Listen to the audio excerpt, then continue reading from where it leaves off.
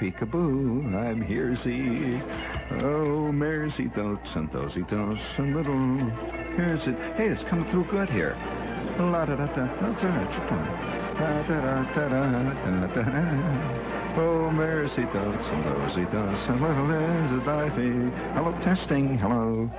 Hello, hello, hello. Oh, we're on the air. We're on the radio. Bring it up, big herb, all the way up.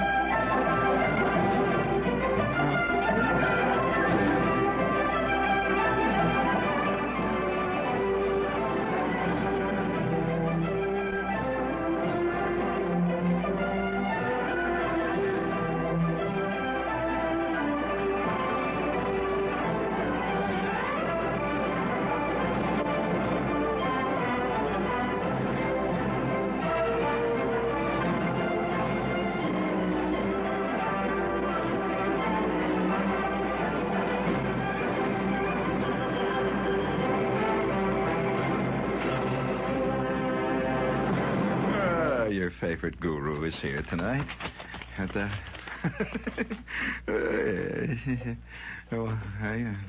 what was that line? That great line? There's a terrific little comment in the Village Voice about the current guru that's making the rounds. Maharishi, and a little line there, and it said, "Has anyone seen what Irwin Corey is doing lately?" It says, "Has anyone seen?" Has anyone seen Irwin Corey and the Maharishi at the same time?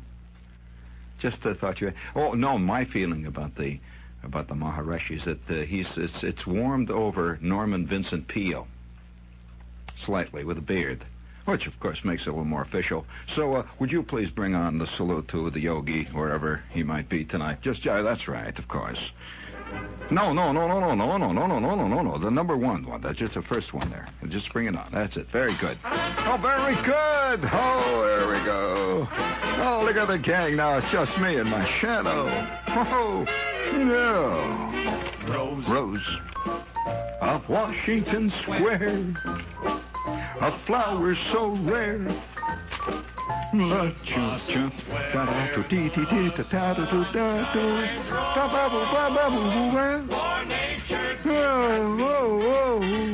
you should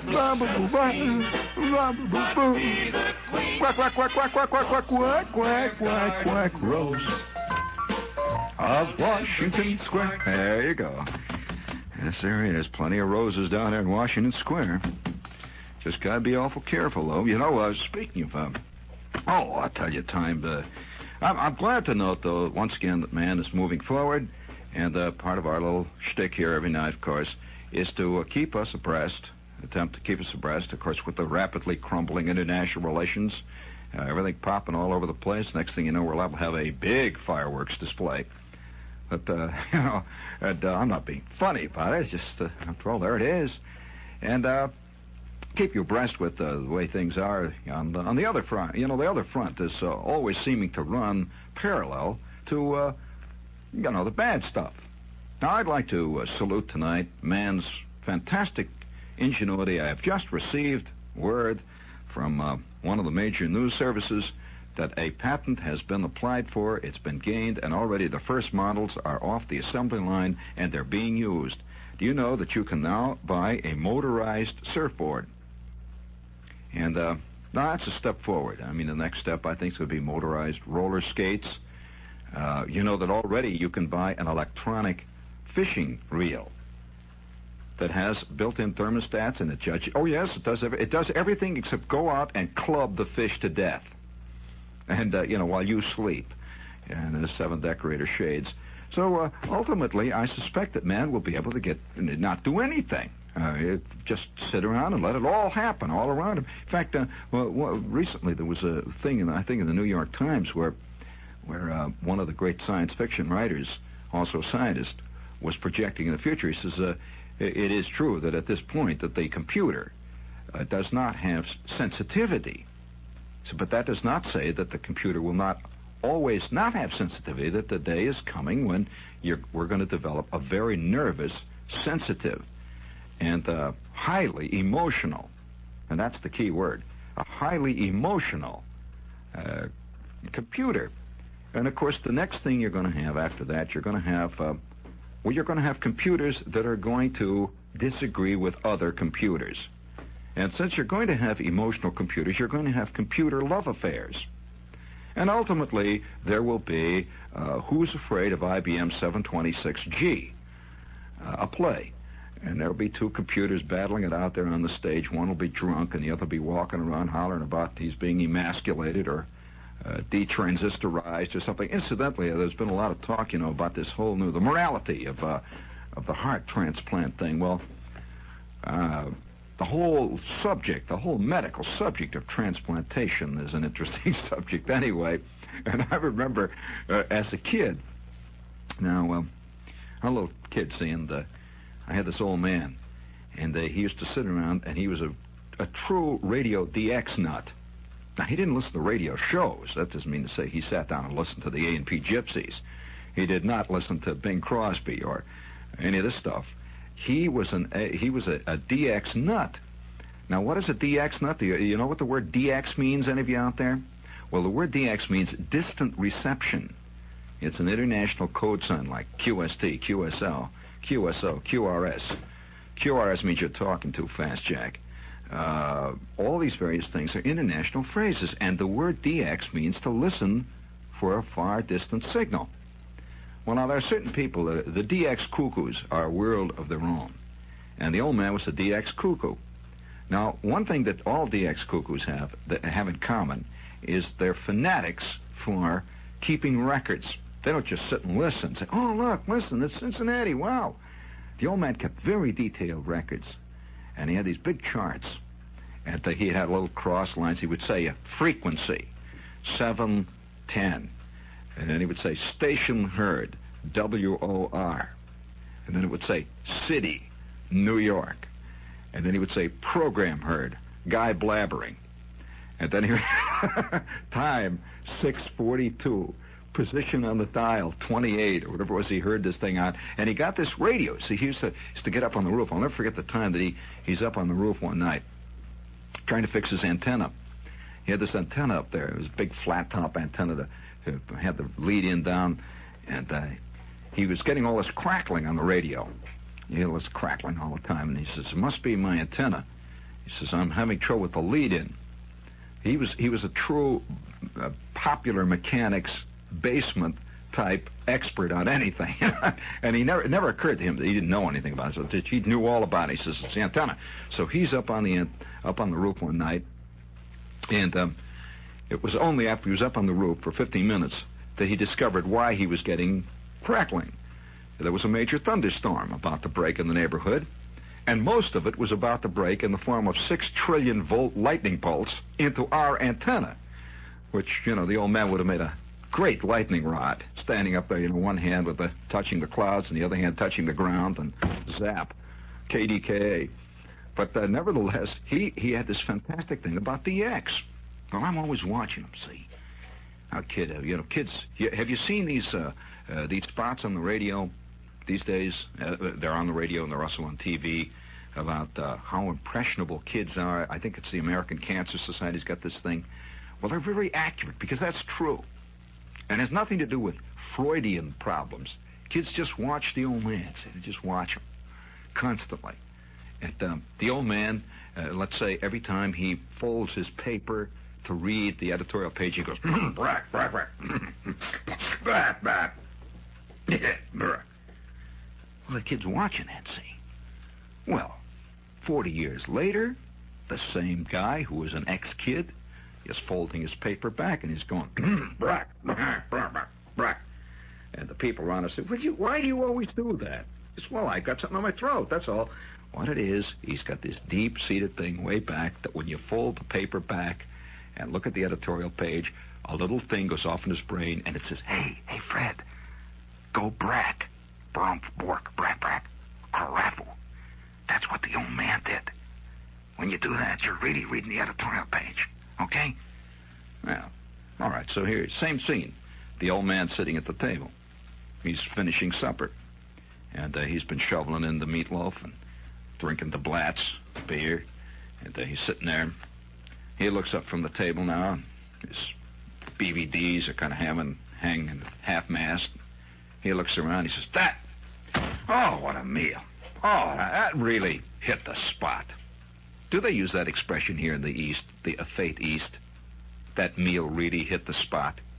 That's a true Midwest. No, I guess not. None of you know the expression, but that's used. It's a common and, not, in fact, a continual expression in the Midwest. That really hit the spot. And so he leans back and says, "Boy, oh, what a great meal. Oh man, that really hit the spot." Wah! Well, the kid is seeing his see. You know, a real window rattler. You know, the kind that comes right up from the pancreas, and you can just see the Venetian blinds shudder and the walls change color for a minute. You know, well, 40 years later, the same kid, he sits back in his chair at the Horn and Hardart and says, really hit the spot. Wah! You can't escape it. These are the subtle things. And so I'm a kid, and the old man, and this is connected with the whole morality of transplantation. You see, I've not lost the theme. The old man used to sit in front of the radio, scrunched over. We had this Scott. Did you ever hear of a radio called the E.H. Scott? Well, the E.H. Scott in its day, not H.H., no, that's a different outfit. The E.H. Scott was the Ferrari of radios in the old man's time. And he, by dint of some judicious pool playing, saving, taking a lot of milk bottles back for the deposit, scrimping, my mother not getting a permanent, thousands of things, he finally managed to buy himself the greatest thing he ever had in his life was his Scott radio. Now, this Scott radio was the name of it. I remember it was called the DX-10. DX-10. And a great big dial, airplane dial all over the front that had things that said shortwave, police calls, all the sticks. And the old man would sit there some nights, and he'd just sit and watch the radio and listen to the police calls. And you'd hear,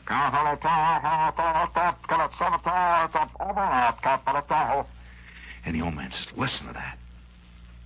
Crime everywhere.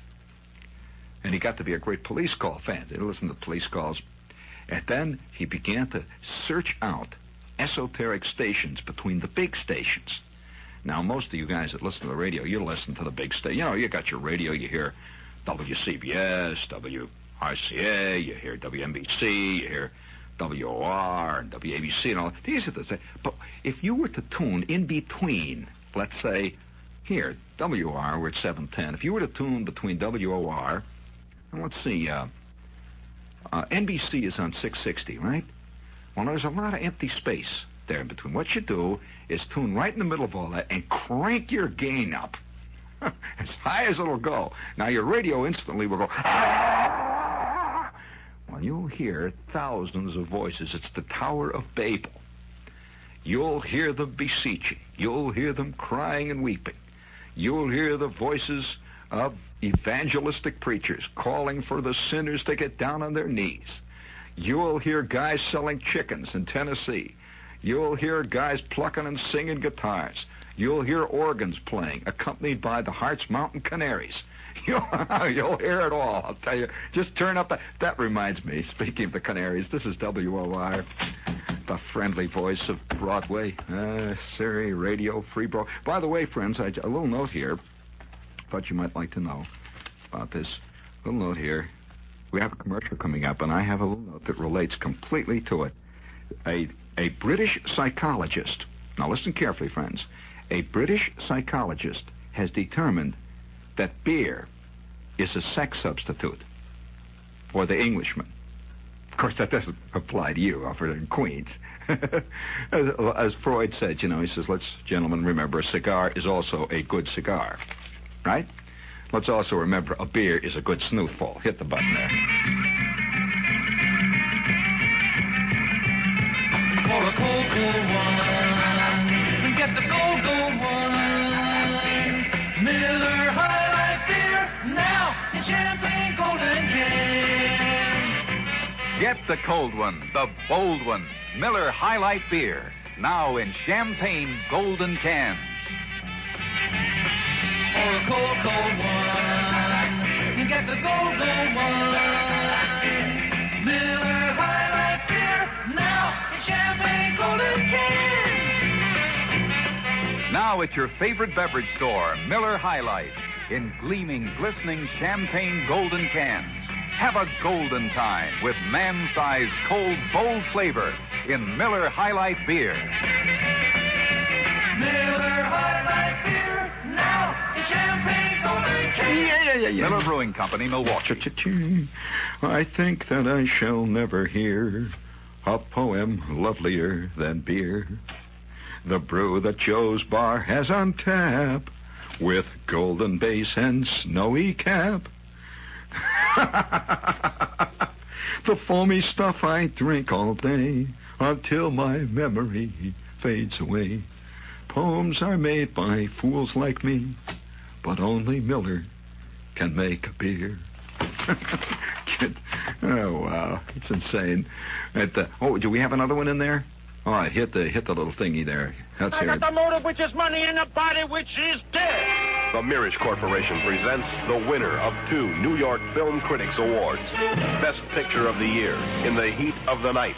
Best Actor, Rod Steiger. See Sidney Poitier and Rod Steiger in The Heat of the Night. All over New York on Premiere Showcase. Best Picture, Best Actor, In the Heat of the Night. Also, The Russians Are Coming. The Russians Are Coming. Both in color from United Artists at Transamerica Corporation. Check newspapers for theaters. La-da-da-tia-da-tia, check newspapers for theaters. The famous last words. When John Murray wants a cigarette, this is in Dalry, Scotland, he puts a handful between 2 slices of bread and munches away. John eats roughly 9 cigarette sandwiches a day. I'm just quoting here. I like to start the day with a cigarette, Murray, a Scotsman, said Sunday. But doing it my way. That's the way I like my cigarettes, with a little mayonnaise. La-ta-da-tee-dee-tee-dee-tee. I just thought you ought to know there's a lot of things into the Midnight Sun, friends. Cabbages and kings. Well, I'm sitting there. Oh, one more thing before we go any further. Don't forget tomorrow night. This is Thursday. Tomorrow night, we'll be at big, fat old Middlesex High School. It is kind of fat, I understand. But we are doing it on behalf of the Raritan Valley Hospital. And I understand there was a great story in the Middlesex Courier today about the show. So if you are in that area, it's on Route 28, I believe. I don't have the dope here, but it's on Route 28. And it's going to be at 8 o'clock tomorrow night. And if you, let's see, I don't know whether or not they have any more tickets available at the hospital. But in any event, I don't have the number, but you can find out the number what the Raritan Valley Hospital is. But in any event, we will be there, and there should be some tickets at the door, right? Yeah, I don't have any dope here. But that's Raritan Valley, tomorrow night, 8 o'clock. Yeah, it's going to be big. You know, though, this thing of the DX is kind of a fascinating... when I hear all this talk about the business of the transplant, I remember the old man scrunched down, say, and listening to his E.H. Scott DX-10. Well, all kinds of stuff would come in. And I was generally too little to understand what it was all about. It was just all this whistling and hollering. And he used to say, shh, be quiet, will you? Shh. And his head is up near the speaker there, and you could hear this voice. And then you'd hear the music, and he's trying to find out what station it is, and he's logging it. And he had these logs called white radio logs. You ever hear of them? Well, white radio logs apparently listed all the radio stations everywhere by frequency and by call letter and by city and all that stuff. And he's got this fantastic collection of radio stations that he's heard all over the country. But he became particularly interested in one radio station. And I'm going to award the brass figurine with bronze oak leaf palm. Because, no, it was not. There was a guy down south somewhere. Now, if you know, we have the idea today, we really do. We believe that we're in an enlightened age more than earlier days. People talk about such things as censorship and so on. Well, there was one guy who owned his own radio station. And he was down south someplace. It was a big 50 kilowatter. And the call letters were the same as his initials. You know, it's like if your name is Joe Glotz, you'd have WJG, something like that. It's a call that's got your own initials in it. And every night, the old man would sit in front of the radio, and this guy would come on. And he had this Southern dialogue. And when I heard that spot there with Rod Steiger on, you know how Rod Steiger's always playing phony Southerners? He doesn't quite make it as a Southerner, you know. But nevertheless, he's always playing the Southern. He always plays them the same way. And there was this voice would come out, and he had this deep voice, this character, whoever he was, and it was ringing with emotion. He was not a preacher, but he had the same kind of sound in his voice, the same evangelical anger about iniquity and sin. But you know what his thing was that he was bugged about? Chain stores. I don't know, everybody's got something bugging him. And this guy used to come on, he'd just say, friends, radio audience, I want to tell you tonight that the evil that the chain stores are bringing on the ordinary working man of these here United States are not going to come to pass until long after you and I are gone. And the day that comes to pass, all those chain stores, the A&P. Who is the A&P? Who are them people, huh? We all know that the local friendly grocer that we've got downstairs, we all know that Fred or Charlie is our grocer. Well, this guy used to go on, the old man sitting there fascinated by this. And he would go on for hours and talk about obscenity. This guy used to use words, I'm serious, the kind of words that even today you just don't see on the walls of the subway. They haven't even gone that far.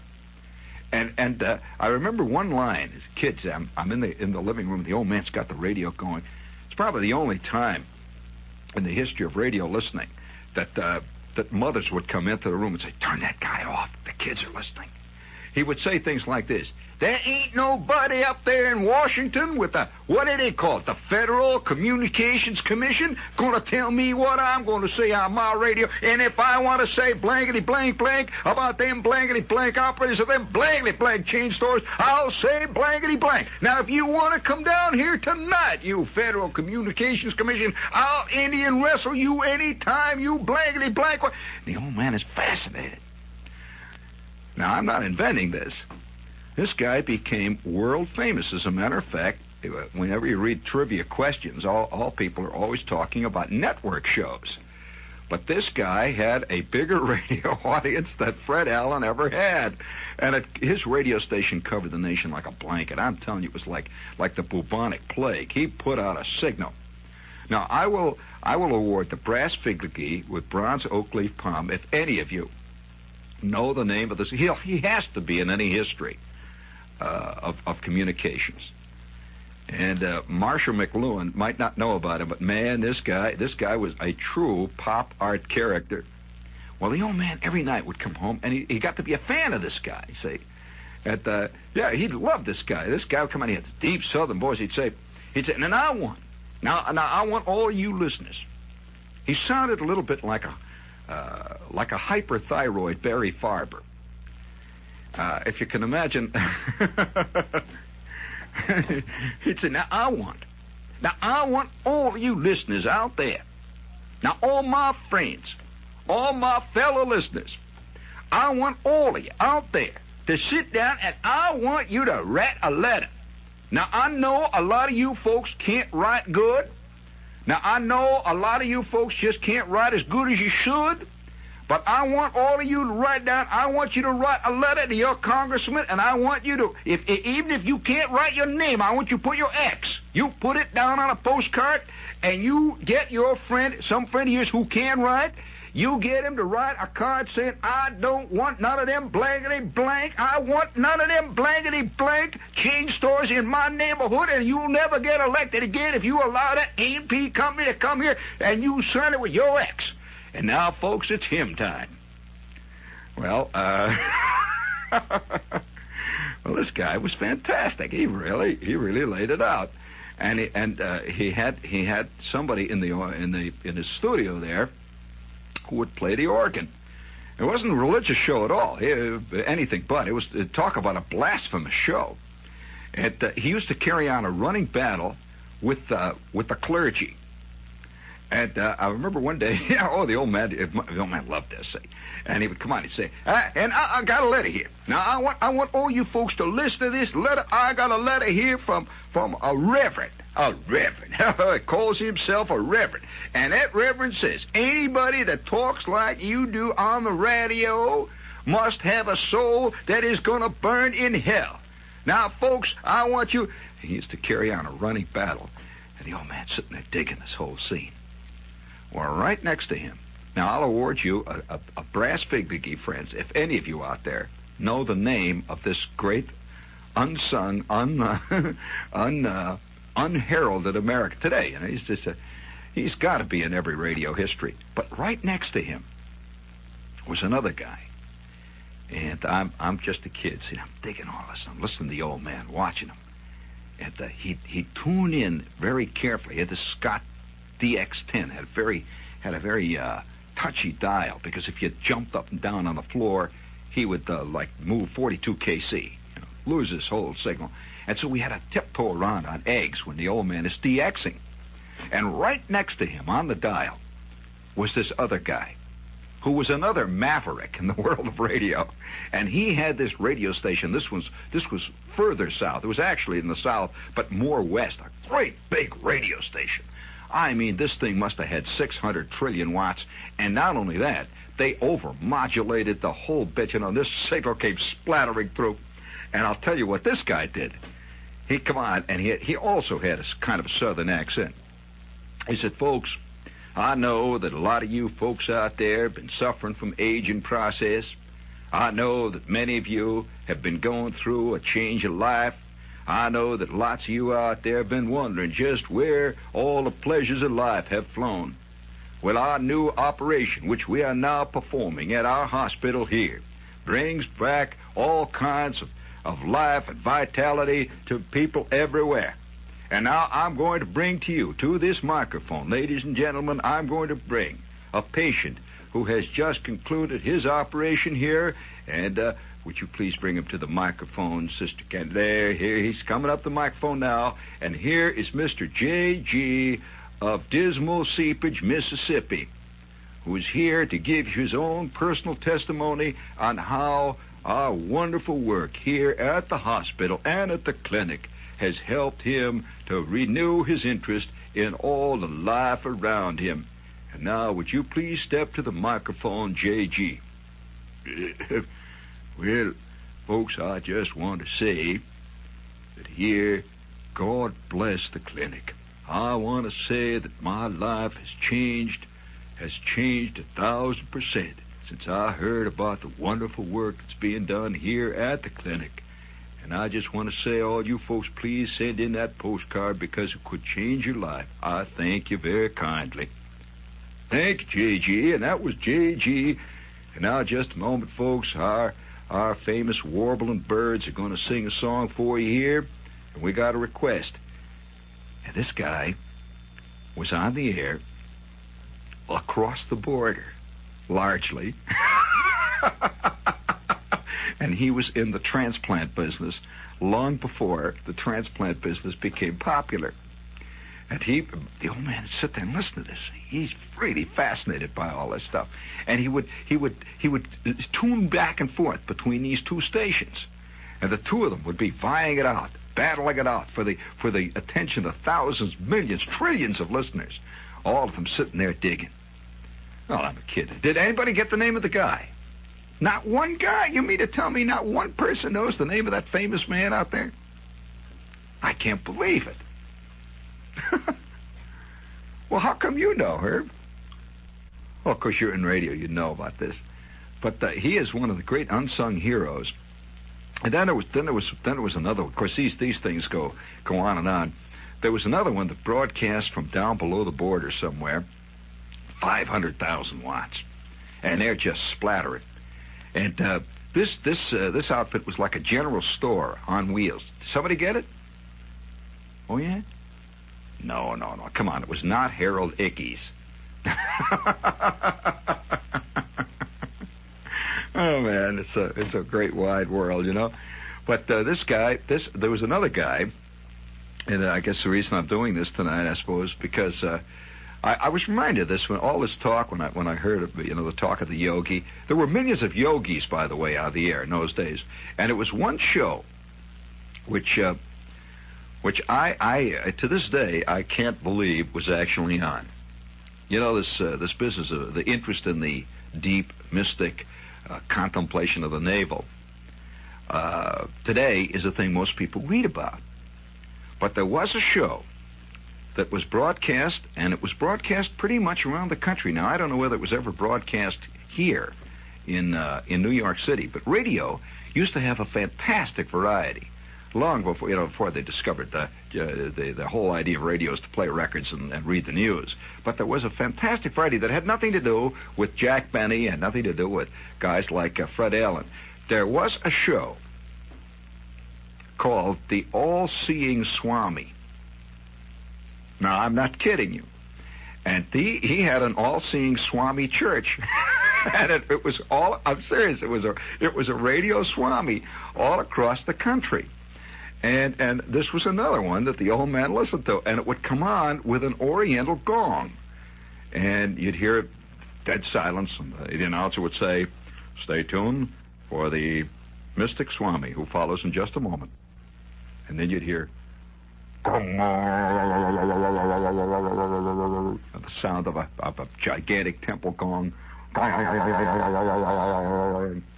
And then this voice would come on with an echo chamber.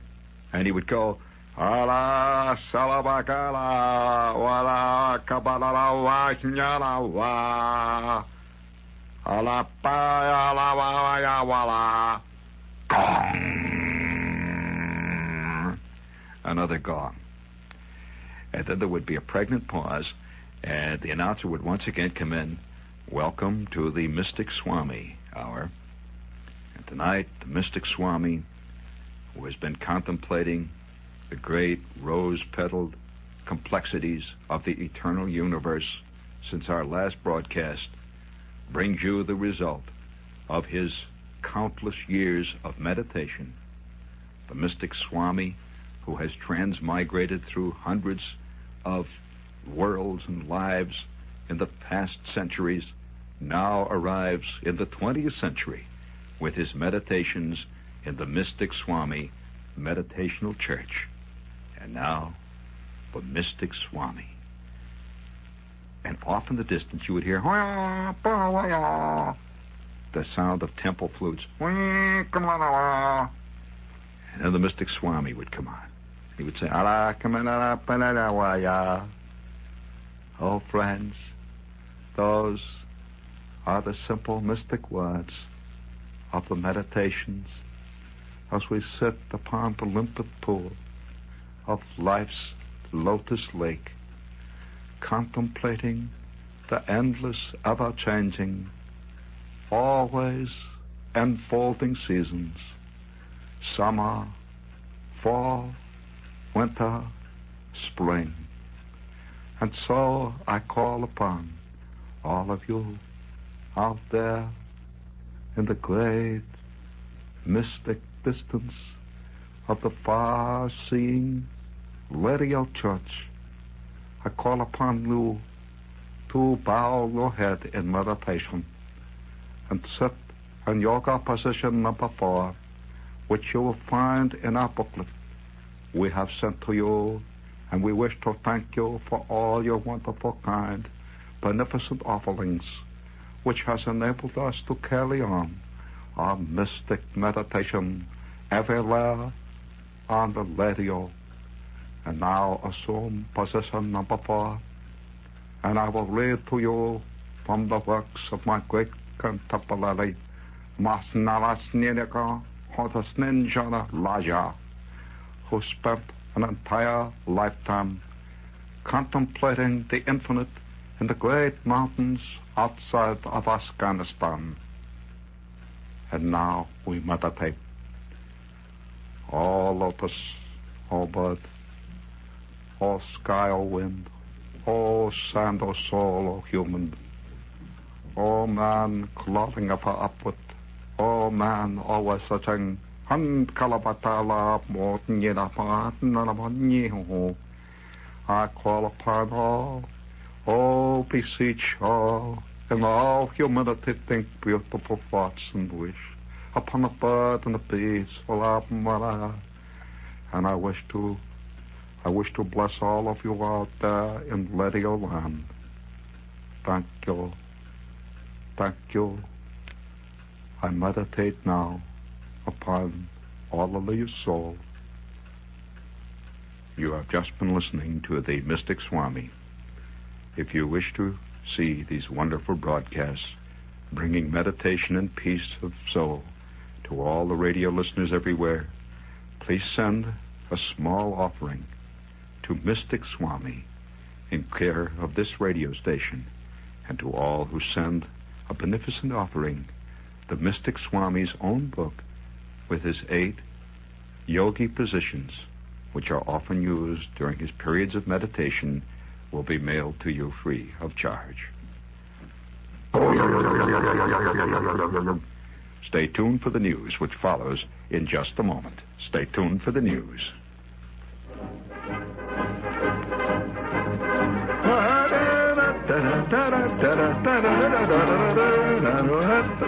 Did you like my little radio show I just did the other? Oh, all kinds of little whoopies.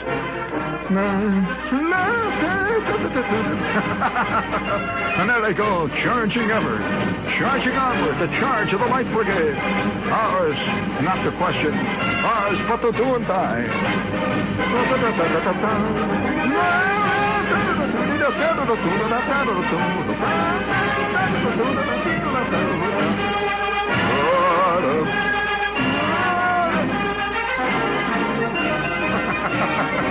Where did I dig that clinker up, for crying out loud? Yeah, I know, it's great. Hey, listen, I'll tell you, speaking of that piece of music, will you reset that, Herb, all the way at the beginning? That piece of music, you kind of like the Mystic Swami, didn't you? I can see a lot of people tuning past, in the middle of the show, and all of a sudden, hey, it's a great show. Oh, that kind of jazz gets them all the time. We're real patsies. But speaking of the infinite variety, there was another wild show, which for a while the old man got hung on. He used to listen to this thing because of the insane, exotic quality of it. This guy would come on late at night. Now, I don't know whether or not this was broadcast across the country. Now, this might have been a local show. I don't know. But this guy would come late at night. He would come on maybe about 10:30, 11 o'clock, something like that. And he had a theme that was an organ playing something like, it would come on very portentous. It would come on like, la ti ti ti ti ti ti da da da ti ti la ta ti ti ti ti ti ti ti ti, and the announcer would come in and say in a very quiet voice, as this organ is playing "Ah, Sweet Mystery of Life," he would say, "And now it is time to sleep." La da ti ti ti ti ti ti ti ti ti. This program is sent to you as a public service by this radio station for the countless people in the 20th century fast, hard-hitting world that we all live in who find it impossible to sleep. It was a program to make you sleep. And then, this is where it really got great, though. The guy would come on, the sleep maker, he called himself. He would go, tee, tee, tee, tee. And then the organ would slowly fade out. And this voice that was made out of pure oleomargarine would come on. And he would say, as the organ faded out, "Good evening, friends.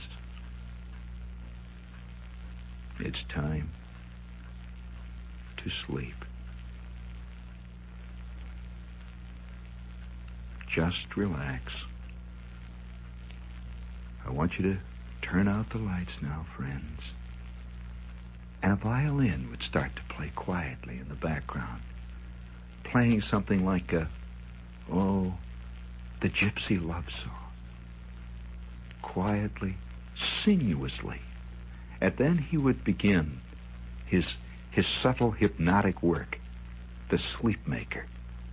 You want to hear how he did it? I wish I had some soft, sinuous music here tonight. I could show you how this guy worked. But the music played so... Do you have any of that guitar, that cheap guitar music in there? Take a look. Take a look, Herb. I'll show you how he did it. It's a fascinating show. Is it in there? Well, hold up what you got. I'll point to what I want. Just hold it up. I'll point. Yeah, that's pretty good. Now, look on the back. There must be some quiet, soft music on that. Yeah, just pick any one of them then. And just make sure, though, it isn't the Charge of the Light Brigade or the 1812 Overture.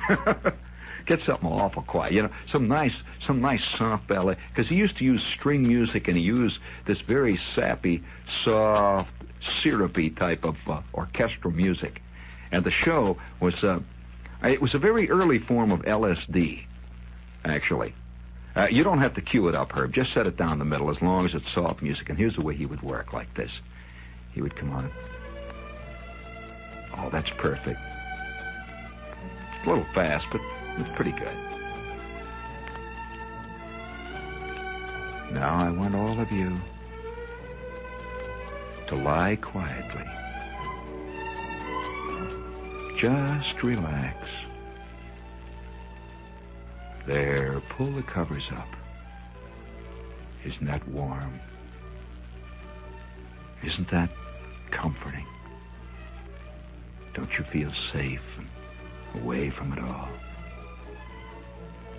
You're just floating now. You're floating on a soft green sea. You feel your legs just bobbing up and down, up and down. Your left leg, do you feel it now? It's just floating on the water. Feel it? There. Now your right. Do you feel your right leg just bobbing in the current?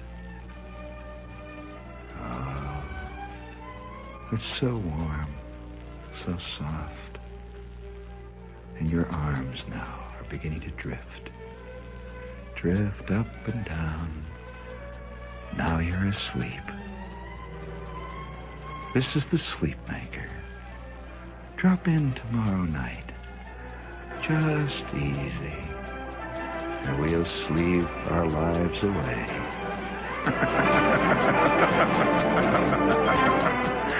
Oh, man.